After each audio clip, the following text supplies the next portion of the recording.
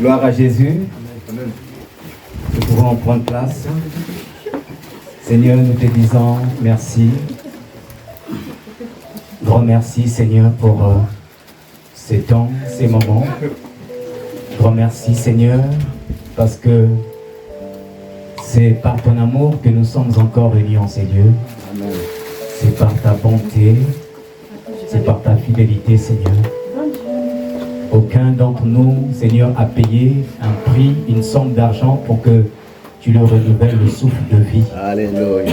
C'est par ta grâce, Seigneur, que nous avions été comptés parmi les vivants de ce jour. C'est pourquoi nous t'avons adoré, nous t'avons loué, nous t'avons célébré. Maintenant, Père, que nous allons écouter ta parole, nous te prions de nous enseigner. Je ne suis qu'un canal, Père, que tu choisis ce matin pour parler à ce peuple, Seigneur, qui sont venus. Seigneur, qui ont répondu présent à ton appel. Seigneur, je ne suis qu'un canal. Laisse que le Saint-Esprit prenne maintenant le contrôle de toutes choses. Que tout esprit de distraction, Seigneur, au dévoyage des pensées, soit chassé loin de ces lieux au nom puissant de Jésus-Christ. Seigneur, règne, domine, parle à nos cœurs dans le nom puissant de Jésus-Christ. Que nous avions ainsi prié et nous disons tous Amen. Amen. Amen. Amen. Donc, sans plus tarder, j'espère que vous allez bien et que vous aviez passé une très bonne semaine. Nous allons prendre nos Bibles.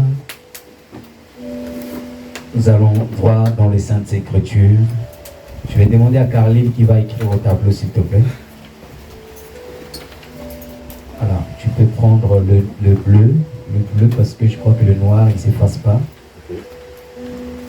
Le bleu, donc tu vas noter Genèse chapitre 2, verset 16. Genèse 2, verset 15. N'écris pas, prends le rouge. 15 à 16, j'ai bien. Juste 15. Genèse 2, 15. Genèse 2, 15. Note encore Luc 14. 18 à 20. 14, 18 à 20. Matthieu 23, 11. Matthieu 23, 11. Matthieu 23, 11. Marc 15, 43.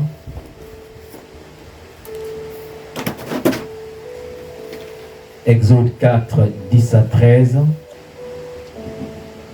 Juge 6, 10. Juge 6, 10. Juge 6 à partir du verset 10 jusqu'au verset 13 même. Juge 6. Juge 6, 10 à 13.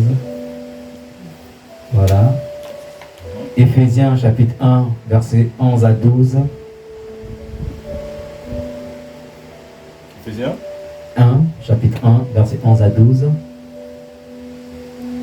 Et enfin, Jean chapitre 25, verset 15 à 17.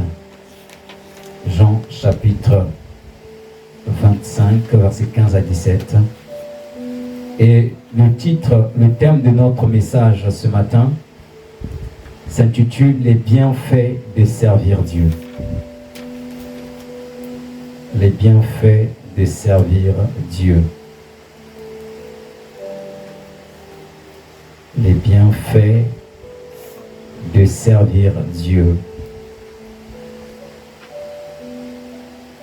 Alléluia. Gloire à Dieu. Alors, donc, quel est le thème que nous allons partager ce matin? Les bienfaits de servir Dieu. Alors, ce matin, je vais tout d'abord, je vais poser le cadre et si Dieu le veut, nous continuerons sur la thématique le dimanche prochain. Donc, on va parler ce matin des freins, des obstacles qui nous empêchent de servir le Seigneur. Et si Dieu le permet, nous rentrerons profondément dans les bienfaits le dimanche suivant. Alléluia. Et donc, en introduction, j'aimerais commencer par dire à quelqu'un que l'homme n'est pas un accident de la nature.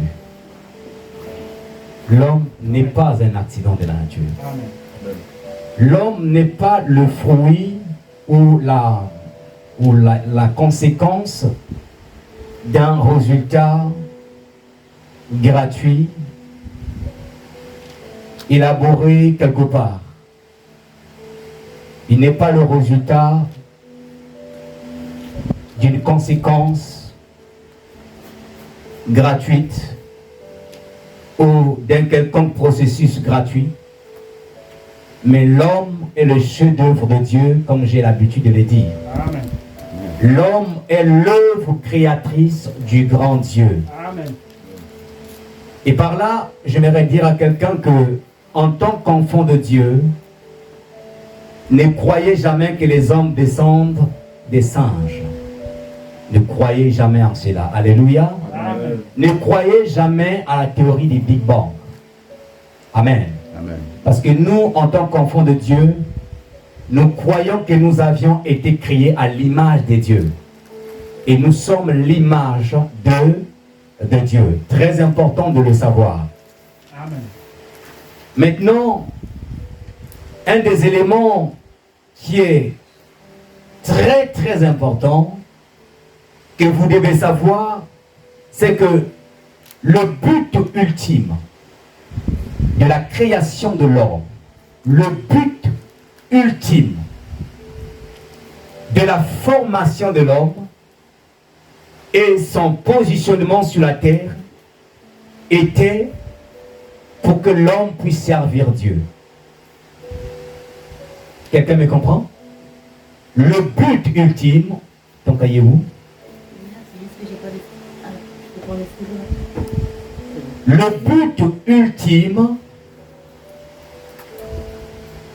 de la création de l'homme, le but ultime de la formation de l'homme et son positionnement sur la terre, c'était pour que l'homme puisse servir Dieu. L'homme puisse servir au dessein de Dieu. Et vous devez savoir que ce but, cet objectif, ou encore cette vision de Dieu, jusqu'aujourd'hui, n'a pas changé. Jusqu'aujourd'hui, Dieu n'a pas changé cette vision.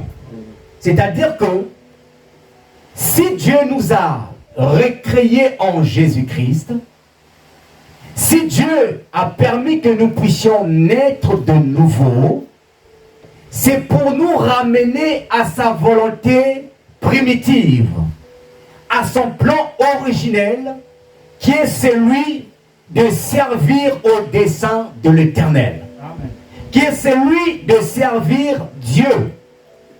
C'est le plan parfait, c'est la volonté primitive de Dieu. L'homme a été créé pour servir Dieu. Amen.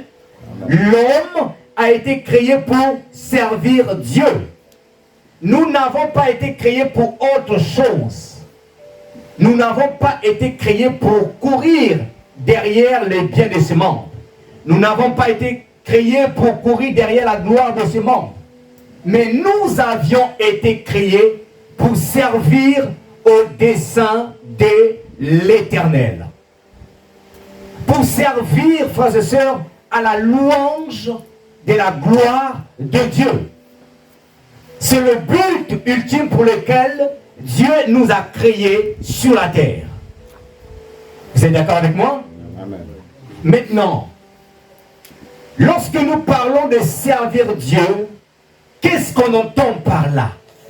C'est quoi servir Dieu? Ce matin, je vais faire un effort d'aller tout doucement pour que vous puissiez prendre note. Je vais emmener ce message sous forme d'enseignement ce matin. C'est quoi servir Dieu? Qu'est-ce qu'on entend par le mot servir Dieu ou par l'expression servir Dieu? Servir Dieu, c'est premièrement faire ce que Dieu nous demande de faire selon les instructions de Dieu et selon le modèle de Dieu. Lorsque Dieu te demande de faire quelque chose et que tu fais ce que Dieu te demande de faire, tu es en train de servir Dieu. Je répète, servir Dieu, c'est faire ce que Dieu nous demande de faire en suivant ses instructions et son modèle. Pas selon notre modèle, mais selon le modèle de Dieu. Ça, c'est la première définition que je peux donner en ce qui concerne servir Dieu. La deuxième définition de servir Dieu, c'est gérer les affaires de Dieu. Servir Dieu ou servir, c'est gérer les affaires de Dieu. Maintenant, ces affaires peuvent être ecclésiastiques, tout comme ça peut être dans le domaine séculier. Je vais le dire autrement. Dieu peut t'appeler à le servir dans l'église. Et dans l'église, on trouve deux sortes de ministères. Je vais l'écrire sur le tableau. Vous savez ce qu'on appelle l'office. L'office prophétique.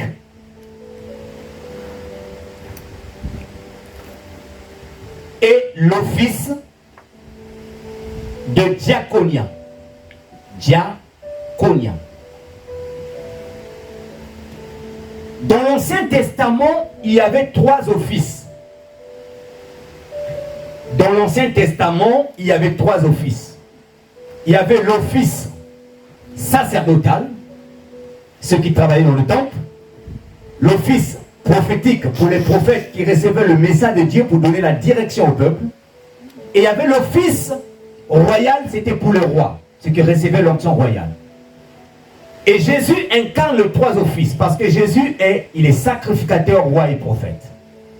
Mais dans la dispensation de l'Église, nous fonctionnons sur deux offices. L'office prophétique et l'office de diaconia. L'office prophétique, c'est le ministère de la parole, la prédication, la prière et les louanges, les chants. L'office prophétique. L'office de diaconia, c'est toutes les tâches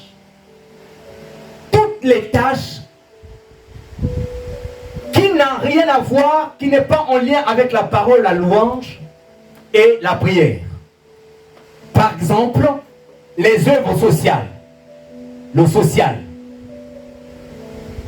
Les œuvres sociales.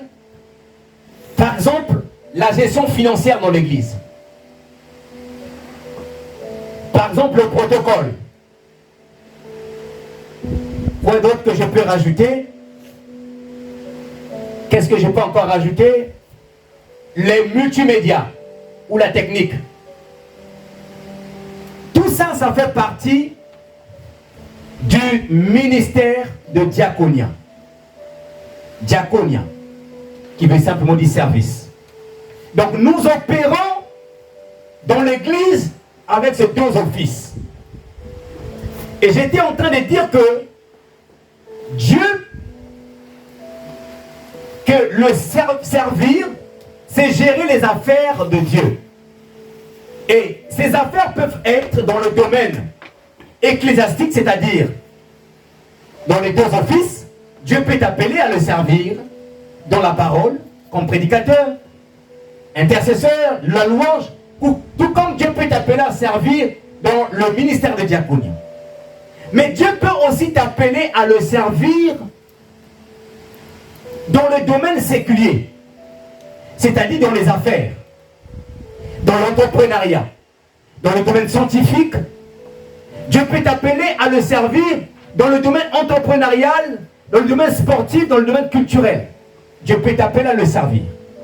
Et lorsque Dieu t'appelle à le servir dans le domaine séculier, par exemple dans l'entrepreneuriat, par exemple dans le sport, dans la culture, dans le domaine culturel, dans le domaine scientifique, politique, c'est parce que Dieu veut que tu puisses répandre la bonne odeur du parfum de Christ là où il t'envoie. Et cette bonne odeur, ça peut être la loyauté, l'honnêteté, la droiture, l'intégrité. Parce que, qu'est-ce que nous constatons aujourd'hui? Dans le milieu politique, il y a beaucoup de mensonges. Beaucoup de promesses juste pour gagner les voix du peuple. Mais en fin de compte, la personne qui faisait la promesse savait bien qu'il était incapable de le faire. Mais quand Dieu t'envoie dans ce milieu, c'est parce qu'il veut que tu communiques une atmosphère autre. L'atmosphère de la vérité, de la justice, de l'intégrité. Et quand Dieu t'envoie, par exemple, permet que tu puisses le faire dans le domaine des affaires, c'est parce qu'il veut que tu sois un partenaire financier pour faire avancer l'œuvre de Dieu. C'est parce que Dieu veut que tu sois un soutien pour les pauvres. C'est parce que Dieu veut que tu sois un acteur dans la solidarité, dans les œuvres sociales. Mais j'aime souvent dire à quelqu'un que même quand Dieu vous a appelé à servir dans le domaine séculier, que ce soit la politique, si vous avez la possibilité de le servir, d'avoir une tâche dans l'église locale, faites-le. Amen. Faites-le parce que c'est important. Est-ce que je me fais comprendre? Amen. Donc Dieu peut nous appeler, frères et sœurs, à les servir. À les servir dans le domaine ecclésiastique, tout comme dans le domaine séculier. Et nous allons voir dans la Bible des cas d'exemple de ces deux domaines que je viens d'évoquer. Marc chapitre 15, verset 43. On nous parle de l'histoire d'un homme. Dans Marc chapitre 15, verset 43. Marc 15, 43. On l'a noté sous le tableau, oui. On parle de l'histoire d'un homme qui s'appelait Joseph. Il était de la ville d'Arimathée. Joseph d'Arimathée. Joseph d'Arimathée n'était pas apôtre. Il n'était pas disciple de Jésus, c'est-à-dire un disciple connu parmi les disciples qu'on connaissait. Il n'était pas dans la chambre haute le jour où les 120 ont reçu le Saint-Esprit. C'était un disciple incognito. Quelqu'un qui craignait Dieu et qui attendait avec patience la venue du royaume de Dieu. Mais il était politicien. Joseph d'Arimathée était au conseil du Séandrin, le conseil supérieur. C'était un politicien. Mais un politicien qui craignait Dieu. Un politicien qui attendait la venue du royaume de Dieu. Et quand Jésus est mort, c'est Joseph d'Arimathée qui est allé voir Ponce Pilate et qui a demandé le corps de Jésus à Ponce Pilate. Donc, Joseph d'Arimathée avait accès même de la maison de Ponce Pilate. C'est-à-dire qu'il était connu comme aussi parmi les influents. Et le conseil du Séandrin, à l'époque, c'est l'image de l'Assemblée aujourd'hui. Là où il y a des députés, là où les lois sont votées. Donc, Joseph d'Arimathée est allé voir Ponce Pilate et dit: j'aimerais prendre le corps de Jésus car il est mort. Ponce Pilate, étonné, il fait ses investigations pour savoir si c'est vrai que Jésus était mort. Et lorsqu'on lui a validé que Jésus était mort, il a remis le corps de Jésus à Joseph d'Arimathée. Et c'est Joseph d'Arimathée qui avait construit la tombe de Jésus, là où Jésus avait été placé. Là où quand les gens vont en Israël pour aller voir la tombe là, ça a été créé par Joseph d'Arimathée. C'est lui qui l'avait payé. Un politicien, mais qui craignait Dieu. Amen. Alléluia. Amen. Donc, c'est quelqu'un que Dieu utilisait dans le milieu politique. Un deuxième exemple que nous pouvons prendre de la parole de Dieu, dans Actes chapitre 10, il s'agit d'un officier romain. Acte 10, il n'est pas au tableau, je crois, mais vous pouvez le noter. Un officier romain qui s'appelait Corneille. C'était un centenier. Corneille était officier. C'est-à-dire cadre dans l'armée romaine. il n'était pas aussi parmi les 120 disciples qui ont reçu le Saint-Esprit. Il ne travaillait pas non plus au temple. Mais Corneille craignait Dieu. Il servait Dieu en donnant les aumônes aux pauvres. C'était son domaine où Dieu l'avait appelé. Un officier, mais qui communiquait dans son entourage la crainte de Dieu et l'importance de soutenir les pauvres. Corneille. Et un jour, Corneille a eu envie que sa famille soit sauvée. Vous savez, Dieu a dit quoi? Envoyer un ange chez Corneille. Il a dit chez Corneille, l'ange lui dit que Dieu a entendu tes prières et il a vu tes membres. Et Dieu lui a envoyé Pierre. Et c'est Pierre par Pierre que le salut va entrer dans sa famille. Et c'est encore un second exemple pour nous montrer qu'il y a des gens que Dieu appelle dans un domaine qui n'a rien à voir avec l'office prophétique dans l'église. Et un troisième exemple, pour ne citer que cela, c'est l'apôtre Paul. L'apôtre Paul, pour exercer son ministère, sans constituer un poids financier pour l'église, qu'est-ce qu'il faisait? Il pratiquait un métier de tisserand, c'est-à-dire un fabricant de tentes. Paul, il avait un métier en main, un métier. Donc, il ne voulait pas être un poids financier pour l'église, parce qu'il avait une grande mission. Et donc, Paul avait choisi de faire ce métier qu'il connaissait déjà. Il n'a pas abandonné ce métier, il a continué à faire ce métier. Mais ce que j'aime chez Paul, c'est que Paul, en aucune fois, il s'est concentré que sur son métier. Paul, tout au long de sa vie, il s'arrangeait toujours à répondre à l'appel de Dieu, celui de proclamer l'évangile. Mais en même temps, il faisait son travail. Amen. Je vais nous lire un texte dans 2 Timothée chapitre 3, versets 7 à 8. Écoutez. 2 Timothée chapitre 3, versets 7 à 8.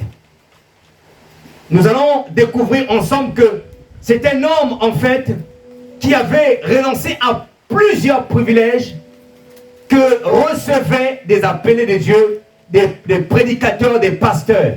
2 Timothée chapitre 3, versets 7 à 8. Ou je vais prendre Acte 18. Quelqu'un peut me lire Acte 18, versets 2 à 3. Acte 18, versets 2 à 3. Acte 18, une personne peut me lire Acte 18, verset 2 à 3. Il y trouva un juif du nom d'Aquilas, oui, originaire du pont, qui venait d'arriver d'Italie avec sa femme Priscille, parce que Claude avait ordonné à tous les juifs de quitter Rome. Il se lia avec eux, comme il avait le même métier. Il resta chez eux et ils travaillèrent ensemble.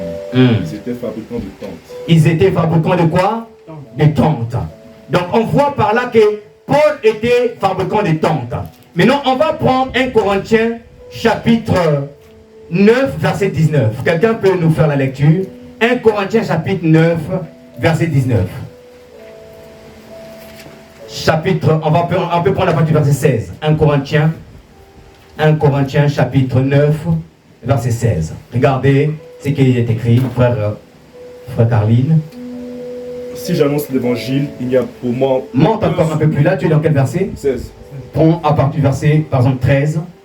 Écoutez, suivez très bien. Ne savez-vous pas que ceux qui assurent le service du culte sont nourris par le temple? Arrête-toi, s'il te plaît. Ne savez-vous pas que ceux qui assurent le service au culte sont fait quoi?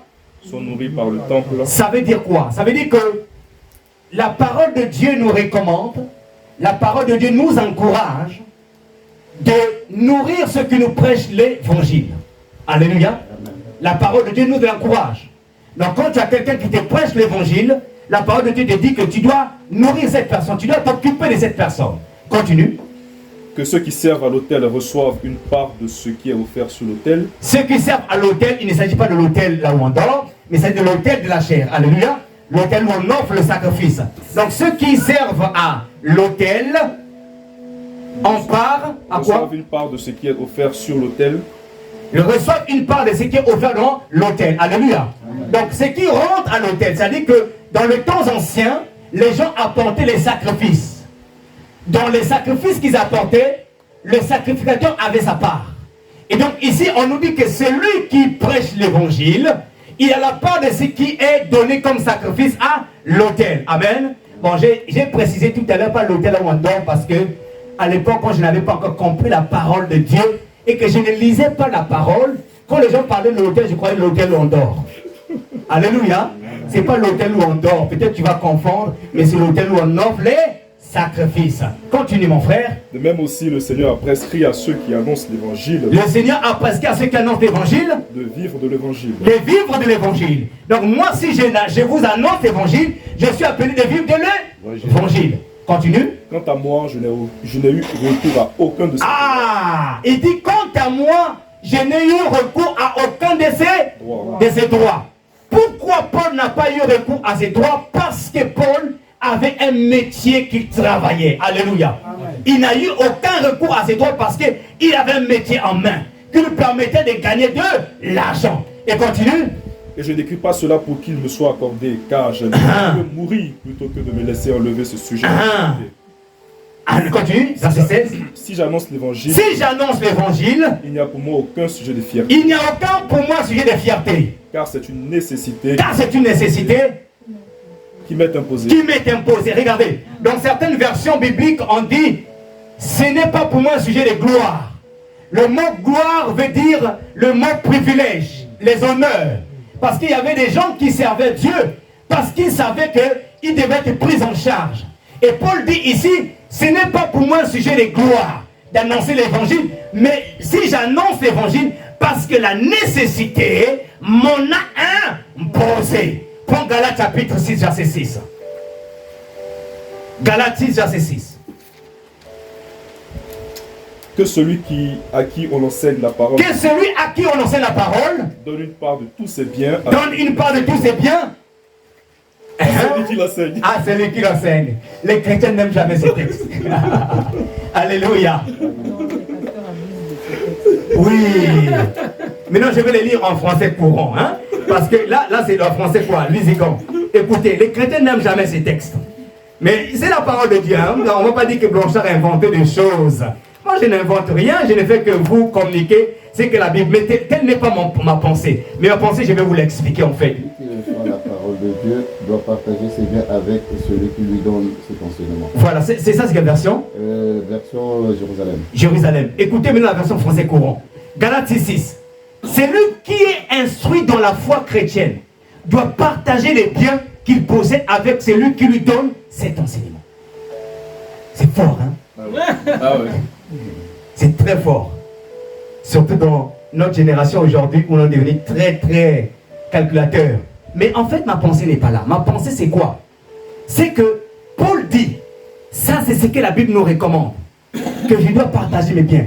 Que je ne dois pas laisser celui qui me partage l'évangile, par exemple, dans la souffrance ou dans la galère. Je dois lui partager les biens. Mais Paul dit ici, je n'ai usé aucun de ces droits. C'est-à-dire, Paul a renoncé à ces droits qui lui revenaient. Mais pourquoi Paul a renoncé? C'est ce que j'étais en train de vous dire. C'est parce que Paul, il avait un métier en main. Amen. Il avait un métier en main. Mais non, le plus important, c'est que nous devons savoir. C'est ce que je disais. Paul n'a pas un jour s'appuyer, il ne s'est pas appuyé un jour sur son travail séculier pour abandonner l'œuvre de Dieu.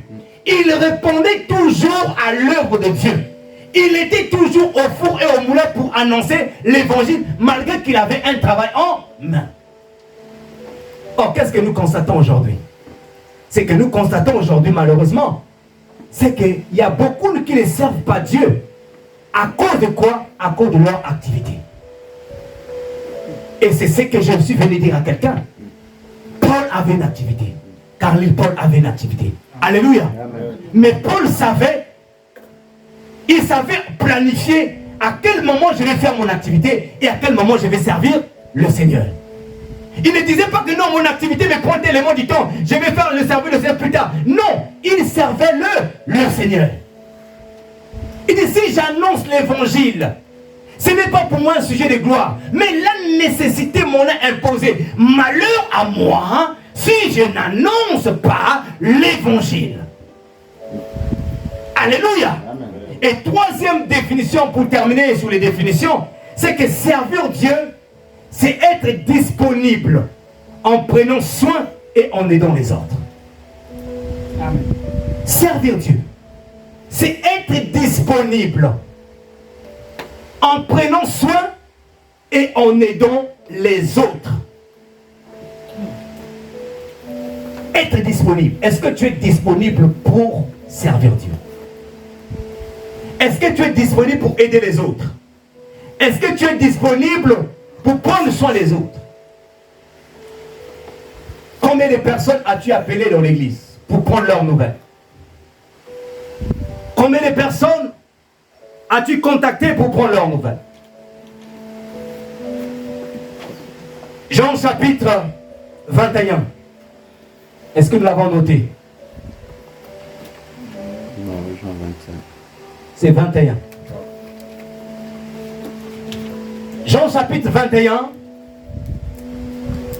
versets 15 à 17. Rémi va nous les lire. Jean chapitre 15, 21, versets 15 à 17.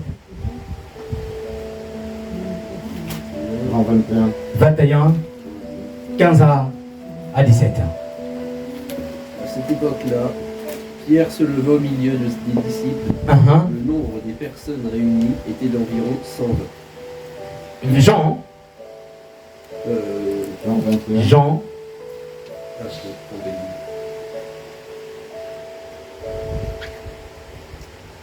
chapitre 15. dire. Lorsqu'ils eurent mangé, Oui. Jésus dit à Simon. Oui, parle un peu plus fort. Lorsqu'ils eurent mangé, Oui. Jésus dit à Simon, Oui, Pierre, oui. Simon, fils de Jonas, Un. m'aimes-tu plus que ceci? Mhm. Il lui répondit, oui Seigneur, tu sais que j'ai de l'amour pour toi. Oui, Jésus lui dit, nourris mes agneaux. Il lui dit une deuxième fois, oui. Simon, fils de Jonas, Simon, fils de Jonas, m'aimes-tu? m'aimes-tu? Pierre lui répondit, oui Seigneur, tu sais que j'ai de l'amour pour toi. Oui. Jésus lui dit, prends soin de mes brebis. Alléluia. On peut s'arrêter là. Merci beaucoup. Alléluia.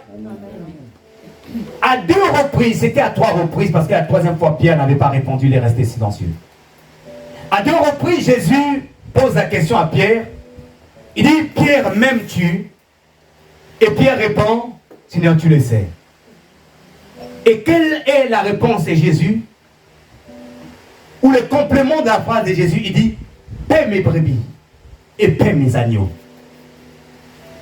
L'une des manières par laquelle nous montrons à Dieu que nous l'aimons, c'est de s'occuper de ses affaires. Et une des manières par laquelle nous occupons nos affaires de Dieu, c'est lorsque nous pétrons le troupeau de Dieu.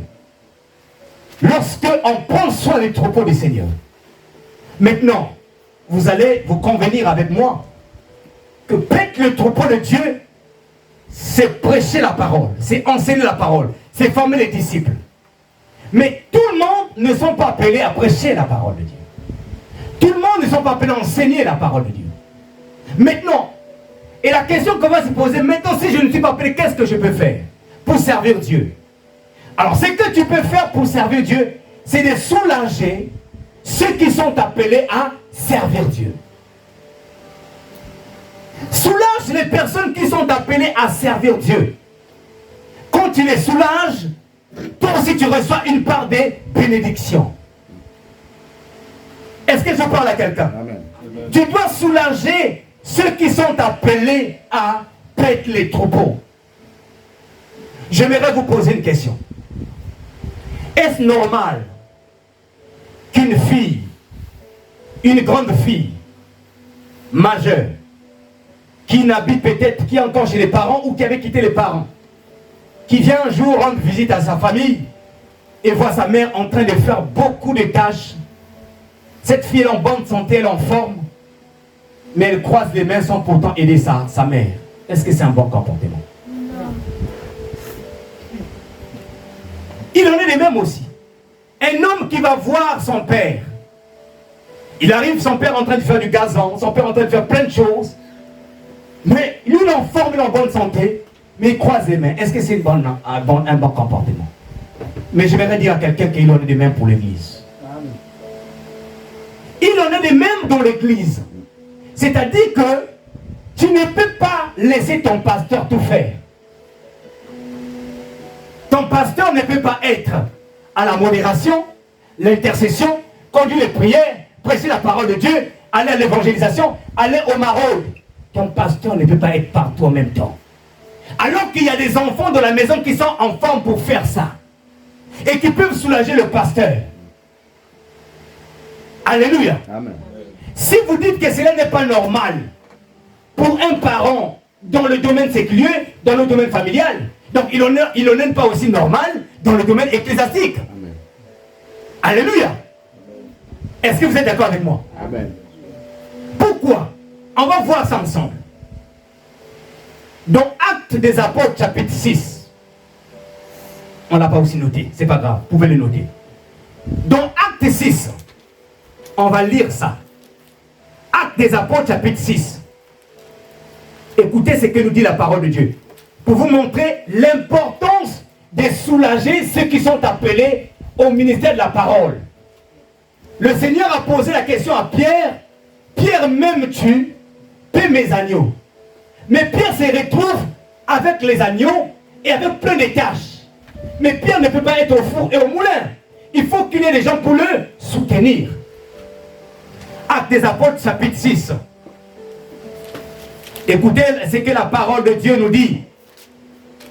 La Bible nous parle ici. En ces temps-là, alors que le nombre de disciples augmentait, les croyants de langue grecque se plaignirent de ceux qui parlaient hébreu. Ils disaient que les veuves de leur groupe étaient négligées au moment où chaque jour on distribuait la nourriture. Les 12 apôtres réunirent alors l'assemblée des disciples et leur dirent: il ne serait pas juste que nous cessions de prêcher la parole de Dieu pour nous occuper des repas. C'est pourquoi choisissez parmi vous 7 hommes de bonne réputation, remplis du Saint-Esprit et de sagesse, et nous les chargerons de ce travail. Nous pourrons ainsi continuer à donner tout notre temps à la prière et à la tâche de la prédication. Alléluia.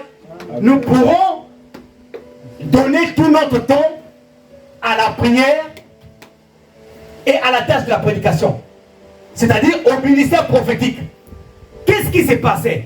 Les apôtres étaient en même temps dans l'office prophétique, en même temps dans l'office de diaconia. Ils étaient dans les maraudes, ils allaient partager la nourriture aux frères et sœurs, aux veuves. Jusqu'à ce qu'un jour, les Grecs convertis, les disciples de nationalité grecque, ils ont murmuré. Pourquoi? Parce que dans les partages, ils ont constaté que leurs veuves étaient négligées. Ils ont murmuré. Mais peut-être que les apôtres étaient fatigués. Ils devaient prêcher, ils devaient prier pour les gens, prier pour les malades, mais ils devaient partager aussi. Peut-être qu'ils étaient fatigués. Mais il y a eu des murmures. Et quand les murmures a surgi, quelle est la résolution que les apôtres ont prise? Ils ont dit: cherchez parmi vous 7 hommes de bonne réputation, remplis du Saint-Esprit, qui vont s'occuper de l'office de diaconia. Et nous allons nous focaliser sur la parole et la prière. C'est à ce moment-là que, pour la première fois, que les diacres ont été établis dans l'église. La mission des diacres, qui vient du mot diaconia, était de soutenir les apôtres, mais de s'occuper de tout ce qui était social et tout ce qui était autour, qui n'avait rien à voir avec la parole et l'Esprit de Dieu. Et la parole et la prière. Et gloire à Dieu, quand les diacres ont été choisis, parmi les diacres, il y a eu des gens qui avaient des appels de Dieu. Comme Philippe l'évangéliste. Il était parmi les diacres. Comme Étienne qui est mort, lapidé. Il était parmi les diacres. Mais en fait, c'est quoi? Il y avait des gens qui avaient des dons cachés dans l'église de Jérusalem. Mais qui ne pouvaient pas les manifester. Il fallait qu'on les sélectionne. Tu vas être diacre. Et quand on les a sélectionnés, ils ont commencé à manifester les dons qui étaient cachés en eux. C'est pourquoi, frères et sœurs, lorsqu'on établit des responsables dans l'église, va dans la présence de Dieu, va prier, Seigneur, c'est un ministère qu'on vient de me donner comme charge. Équipe-moi pour que je gère bien ce ministère. Un ministère, c'est un ministère dans un ministère. Une église est un ministère, mais quand on te donne, on te confie une responsabilité, c'est un ministère dans un ministère. C'est-à-dire que tu deviens un co-ministre. Tu dois prier beaucoup pour ton ministère. Seigneur, je suis responsable de louange, envoie des gens pour la louange. Je suis responsable d'évangélisation, Seigneur, envoie des gens. Tu contactes les gens, tu les sollicites. Est-ce que tu ne veux pas travailler avec moi dans l'évangélisation? Tout ça, c'est pourquoi? C'est pour soulager ceux qui ont reçu l'appel avec le troupeau. Et quand tu fais cela, frères et sœurs, mon Seigneur, tu es en train de recevoir une part de bénédiction. J'aimerais dire à quelqu'un, rends-toi disponible pour les choses de Dieu. Et quand nous verrons les bienfaits de servir Dieu, nous allons voir que l'une des manières, les onctions se transfèrent. L'une des manières, les grâces se transfèrent. C'est lorsque on est disponible à servir. Lorsqu'on est disponible à servir. Quand quelqu'un est disponible à servir, et il sert avec loyauté, frère, les grâces et les onctions se transfèrent comme ça. Rends-toi disponible pour servir Dieu parce que le but ultime pour lequel nous avions été créés, c'était pour servir l'Éternel. Servir au dessein de Dieu. Genèse chapitre 2, verset 15. Genèse 2, verset 15. Il est écrit ceci. L'Éternel Dieu prit l'homme. L'Éternel Dieu prit l'homme et le plaça dans le jardin d'Éden pour le cultiver et le garder. L'Éternel Dieu prit l'homme et le plaça dans le jardin pour le cultiver et pour le garder. Le mot cultiver en hébreu, c'est le mot abad. Abad. Et abad signifie servir. Abad signifie travailler. Abad signifie travailler pour quelqu'un. Exécuter une tâche. Et le mot garder, c'est le mot shamar, qui veut dire être vigilant, prêter attention, prendre soin. Et en fait, lorsque nous lisons ces textes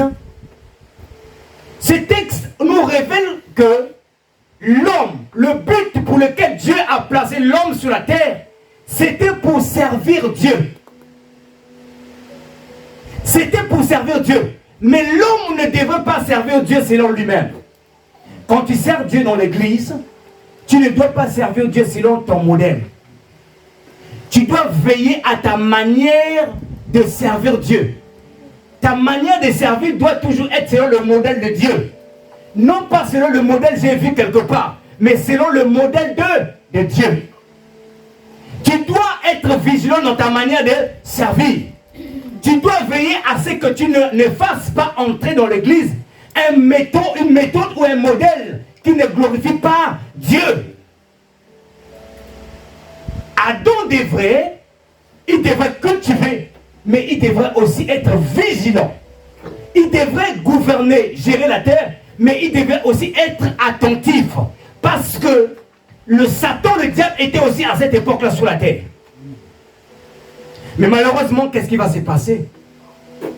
Adam, il avait bien commencé. Adam a bien commencé. Mais il avait mal fini. Amen. Adam est parti des bons pieds. Mais il a mal terminé. Alléluia. Amen. Et comme beaucoup de personnes qui commencent bien leur marche chrétienne, mais qui ne finissent pas de la bonne manière. La Bible dit qu'il y a beaucoup d'appelés, mais il y a peu de lieux. Mais ce que j'aime quand même, au moins ces personnes, elles ont commencé. Au moins ces personnes, elles ont fait quelque chose. En revanche, il y a une catégorie de personnes qui ne veulent même pas commencer. Une catégorie de personnes à qui, par exemple, on dit, il y a une tâche ici, il y a quelque chose à faire ici, mais qui ne veulent même pas commencer. Pourquoi ces personnes ne veulent pas commencer? Nous allons voir, pour terminer notre message, 5 causes qui poussent ces personnes à donner des excuses pour ne pas servir Dieu. Alléluia. Amen.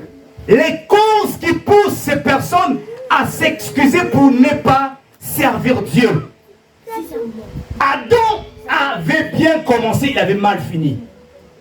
Ok, mais au moins il avait commencé. Maintenant, est-ce que toi tu as déjà commencé quelque chose? Est-ce que toi tu as déjà donné du temps, disposé du temps pour Dieu? Quelles sont les causes qui poussent les gens à s'excuser pour ne pas sortir? La première cause, c'est que lorsqu'on ne se sent pas concerné. Amen. Lorsqu'on ne se sent pas concerné. C'est quoi? Ne pas se sentir concerné à l'appel de Dieu. C'est-à-dire que ce sont les personnes qui se disent que servir Dieu, non, c'est pas fait pour moi, c'est fait pour les autres. On ne se sent pas concerné pour l'appel que Dieu nous adresse et pour le besoin de l'Église. On ne se sent pas concerné. Non, c'est pas fait pour moi. Et dans cette catégorie, il y a 2 types de personnes. Il y en a ceux qui ont peur parce qu'ils n'ont pas confiance en eux. Ils disent, ah non, moi je ne suis pas encore prête. Je ne suis pas encore prêt. Ils ont peur, ils n'ont pas confiance en eux. Mais il y en a ceux aussi qui ont confiance, mais qui ne veulent pas du tout travailler pour Dieu. Alléluia. Amen. Donc la première cause, c'est lorsque on ne se sent pas concerné. Adam et Ève venaient de pécher. L'Éternel arrive dans le jardin. Ils entendent les pas de Dieu qui est en train de marcher. Ils vont se cacher. Dieu pose la question, Adam, où es-tu? Il répond, j'ai entendu tes pas. Je me suis caché parce que je suis nu. Dieu lui pose la question, qui t'a appris que tu es nu? As-tu mangé le fruit que je t'avais interdit? Adam répond, c'est la femme que tu as mise à mes côtés comme compagnon. Il rejette il avait dit la vérité, mais l'attitude d'Adam c'était de rejeter la foi sur Dieu. C'est toi qui as mis une femme à mes côtés, donc c'est elle qui m'a fait manger. Adam, dans son attitude, ne se sentait pas concerné dans l'acte qui venait de se faire. Adam, dans son attitude, il ne savait pas qu'il avait aussi les responsabilités de veiller à cette femme que Dieu avait mise à ses côtés. Il ne se sentait pas concerné. Et tel est le comportement de beaucoup de personnes. Tu es dans le jardin, dans l'église de Dieu, mais tu ne te sens pas concerné aux besoins de l'église. L'église a besoin de toi, mais tu ne te sens pas concerné. Deuxième cause qui pousse les gens à s'excuser pour ne pas servir Dieu, c'est l'égocentrisme. L'égocentrisme. L'égocentrisme, le fait d'être centré sur soi-même, le fait de penser qu'à soi-même. On pense à soi. On est focus sur nos business. On est focus sur nos activités. On est focus sur la famille. Mais on ne pense pas aux besoins qui sont tout autour de nous. On ne pense pas aux gens qui sont tout autour de nous. Mais j'aimerais dire à quelqu'un une chose. Vous savez, l'homme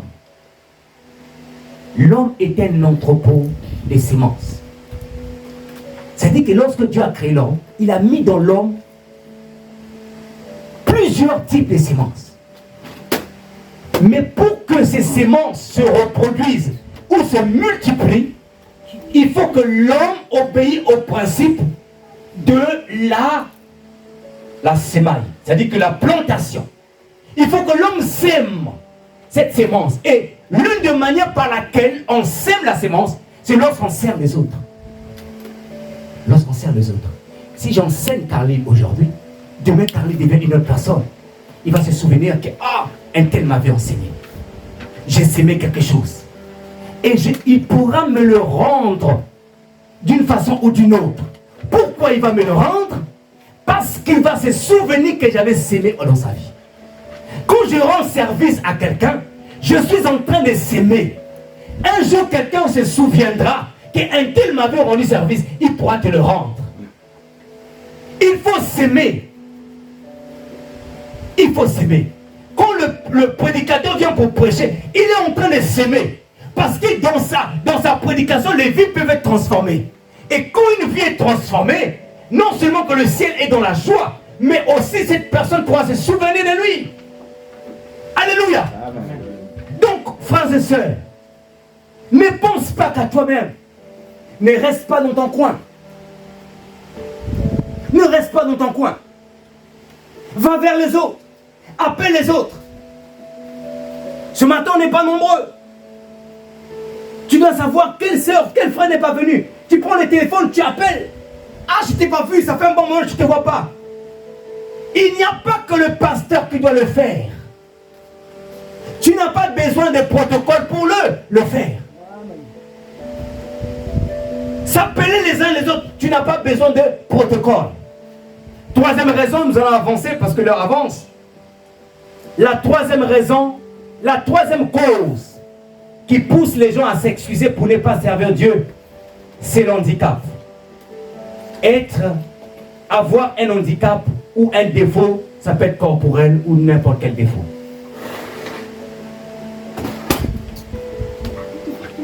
Avoir un handicap. Exode chapitre 4, versets 10 à 13. Dieu appelle Moïse. Il appelle Moïse. Dieu appelle Moïse. Il dit, Moïse, j'ai entendu les cris de mon peuple. Et j'ai été choisi toi pour aller délivrer mon peuple. Vous savez ce que Moïse a dit? Vous savez ce que Moïse a dit? Envoie mon frère Aaron. Hein? Envoie mon frère Aaron, lui, c'est mieux parler que moi. Alléluia. Il dit, envoie mon frère Aaron. Avant qu'il dise qu'envoie mon frère Aaron, Il dit, je suis bègue. il dit que je suis bègue. Alléluia. Ça dit que Moïse veut trouver un prétexte pour fuir l'appel de Dieu. Il dit que je n'ai pas la langue facile, j'ai une langue encombrée. Je ne peux pas faire ce que tu me demandes de faire. Pourquoi? Il s'appuie sur un handicap pour ne pas répondre à l'appel de Dieu. Il dit, Seigneur, je n'irai pas à ton appel. Dans le verset 13, il dit, il supplie Dieu de ne pas l'envoyer, d'envoyer quelqu'un d'autre. Et Dieu se met en colère contre Moïse. Il dit, n'as-tu pas ton frère Aaron? Et voilà même qu'il est en train de venir. Il sera ton interprète. Tu lui diras ce que moi je te dirai. Amen. Donc, l'handicap peut aussi être une cause qui va nous empêcher de servir Dieu. Moi, je connais un pasteur. Il est bègue. Il était bègue. Très bègue. Quand il parlait, il était obligé de taper sa cuisse pour parler. Oui. Mais quand il a répondu à l'appel de Dieu, il est pasteur. Quand il a répondu à l'appel de Dieu, il n'est plus bègue aujourd'hui. Est-ce que vous me comprend? Bien aimé, ne jouez pas avec Dieu. Quand tu obéis à Dieu et tu le suis réellement, il y a des choses qui est impossible à l'homme, qui disparaît. Amen. Ce pasteur te prêche correctement, il te parle correctement. Alors qu'auparavant, quand tu parlais, il devait taper sa cuisse pour parler. J'aimerais dire à quelqu'un que ta faiblesse, ton handicap, ne t'empêche pas de servir Dieu. Parce que Dieu n'appelle pas des gens qui sont parfaits. Dieu appelle des imperfections, des gens imparfaits, pour le rendre parfait. Il appelle des faibles pour le rendre fort. Si toi tu te dis, je suis imparfait, je ne peux pas. Je vais te dire que le Dieu que je sers, Elohim d'Israël, Jésus-Christ de Nazareth, il est capable de te rendre fort et parfait. Alléluia. Amen. Ne t'appuie pas sur ton handicap. Quatrième cause qui pousse les gens à s'excuser pour ne pas servir Dieu, ce sont les situations sociales. Aide-moi à des situations sociales. Situation sociale. Oh, mais je ne t'entends pas. Situation sociale. Merci. Parce que beaucoup de gens pensent que pour servir Dieu, il faut avoir l'argent. Il y a des gens qui pensent que pour servir Dieu, il faut avoir une situation financière stable. Il y en a même ceux qui pensent que pour servir Dieu, il faut qu'on vienne te prendre en voiture à la maison, qu'on te ramène à l'église, qu'on aille te déposer à la maison. Les gens pensent comme ça. Les gens pensent que pour servir Dieu, il faut venir en taxi à l'église. Et il y en a même d'autres qui ne viennent pas à l'église parce qu'ils n'ont pas l'offrande. Alléluia. Frère, ma soeur, tu n'as pas l'argent, viens. Tu n'as pas d'offrande, viens. Tu n'as pas d'argent pour payer le taxi, tu envoies la carte à Vigo. Prends le train, tu viens. Parce que si on te disait, réveille-toi pour aller faire une mission d'intérim, tu es capable de te réveiller même à 5 heures. Tu es capable de te réveiller à 5 heures. Mais, j'aimerais vous dire, le plus grand salaire, c'est lorsque tu as une bonne relation avec Dieu. Amen. Parce que une bonne relation avec Dieu peut t'ouvrir les portes où on avait dit que personne ne peut y entrer. Là où on avait dit que tu ne pouvais pas, Dieu, avec une bonne relation avec lui, peut te faire entrer. Si tu es capable de te lever à 5 heures pour aller travailler une mission intérim, tu peux te lever tôt pour venir à l'église. Amen. Amen. Non, je ne peux pas faire cette tâche-là parce que moi j'arrive à l'église vers 11h30 et on est fiers de dire ça. J'arrive à l'église vers 11h30 alors que le culte commence à 10h30. Alléluia. Amen. Non, je ne pourrais pas le faire. Non, parce que moi, mon Dieu, mon Dieu, mon Dieu, je nous en supplie, par les compassions de Jésus-Christ, prenons au sérieux l'œuvre de Dieu. Servons-le intègrement. Aimons Dieu. Aimons le Seigneur. Moi, j'habitais à Pontoise et j'allais prier à Créteil, vers Poissy-Saint-Léger. Et puis tu m'attends. Et je n'étais jamais en retard.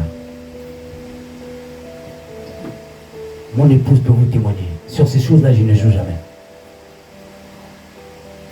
Je ne joue jamais avec ça. Quelle que soit la distance, même un mariage, si vous m'invitez, j'aime arriver à temps et j'aime partir à temps. Non, c'est les mariages de ceci, de tel continent. Là-bas, c'est toujours en retard. Je viendrai à l'heure que vous avez mis sur la carte et je partirai au moment voulu. Même si vous avez commencé en retard. Alléluia. Amen. Respectons le Seigneur. On va terminer. Donc, que les situations sociales ne t'empêchent pas à servir Dieu. Parce que dans ma Bible, frères et sœurs, on me parle d'un homme qui s'appelait l'eunuque l'Éthiopien, qui quittait l'Éthiopie, qui allait prier en chameau à Jérusalem. Et toi, tu as le RER, tu as le métro, tu as le Transilien, tu as le tram. Tu ne peux pas venir à temps. Wow.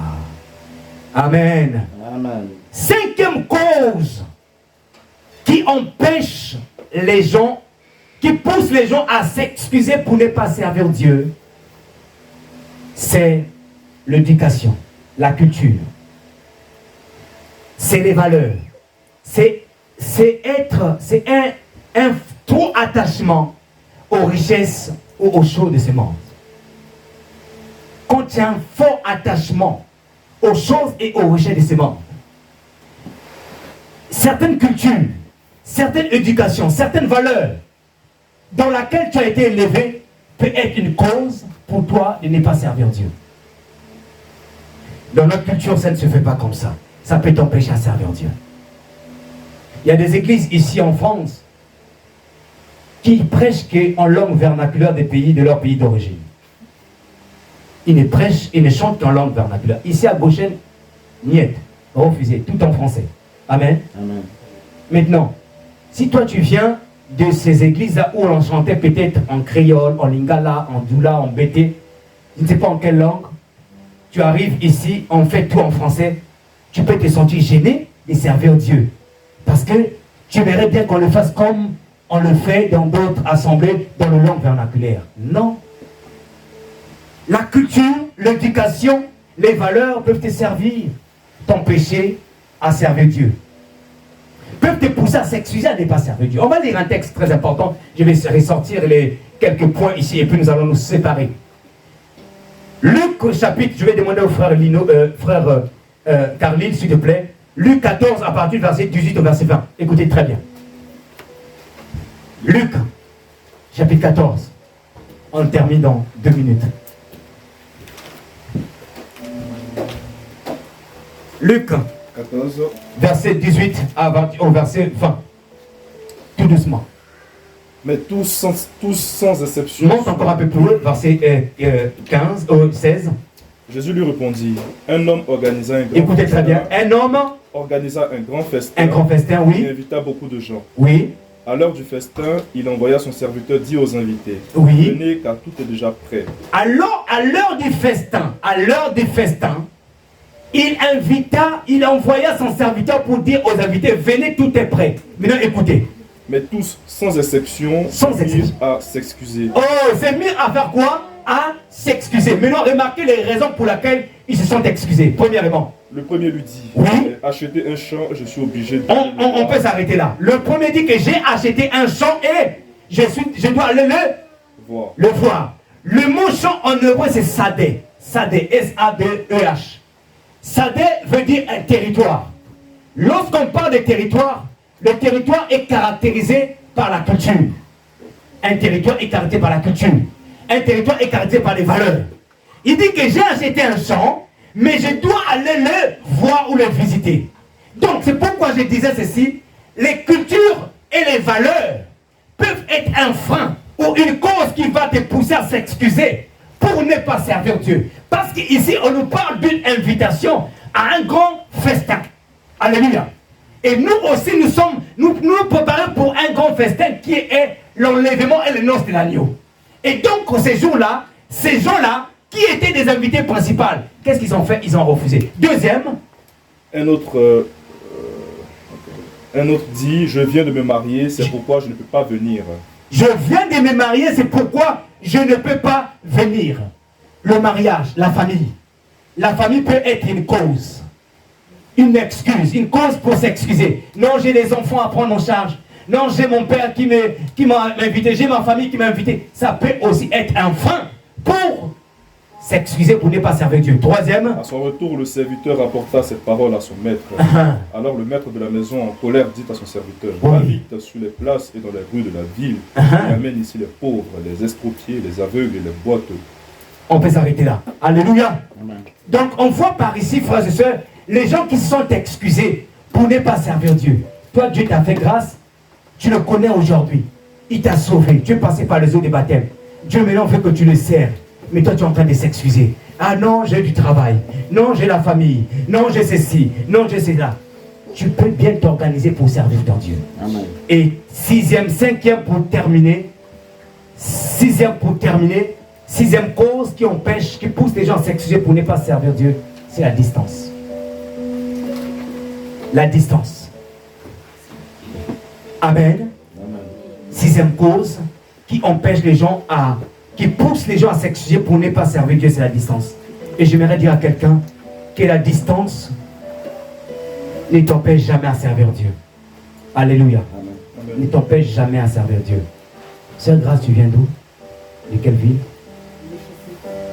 Le Marne-la-Vallée de Chessy. Marne-la-Vallée de Chessy. Mais elle arrive ici tôt. Amen. C'est lorsqu'on comprend. Frère Ahmed, je ne vais même pas poser la question. Frère Ahmed, tu viens d'où? Saint-Michel-sur-Orge. Saint-Michel-sur-Orge. Et surtout, lui, il est sur les lignes où il y a beaucoup de problèmes. Maintenant, pose-toi maintenant la question. Toi qui habites dans les parages, pose-toi la question maintenant.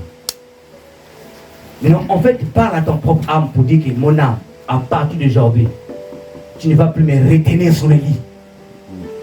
Je ne vas plus me... Surtout qu'il fait chaud là. Comment tu peux dormir même à 9h quand tu fais chaud comme ça? Il y a dès 5h déjà, là, le sommeil déjà commencé à couper là. Que Dieu nous aide. Alléluia. Amen. Que Dieu nous aide. Alléluia. Amen. Alléluia. Nous allons nous mettre debout, on va prier le Seigneur. Il y a beaucoup de raisons, c'est vrai, il y a des gens qui travaillent le samedi, effectivement. Mais que Dieu nous aide. Alléluia. Amen. On va prier le Seigneur. On va prier Jésus. Alléluia.